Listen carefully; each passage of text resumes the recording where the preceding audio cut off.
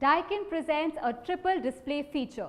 Gone are the days when your air conditioner display could show you only set temperature. With Daikin's triple display feature, you can monitor the estimated power consumption percentage of your air conditioner at any given point in time on a real-time basis, along with monitoring room temperature, set temperature and viewing the error code. Each press of the display button on the remote will enable the user to see the estimated power consumption percentage on a real-time basis, indoor temperature and set temperature respectively. If the air conditioner has any issue with its critical components, by checking the error code, consumer can identify the status and issue of their air conditioner. Now, let us talk about the benefits of triple display. With this feature, the consumer can monitor the air conditioner power consumption at any time.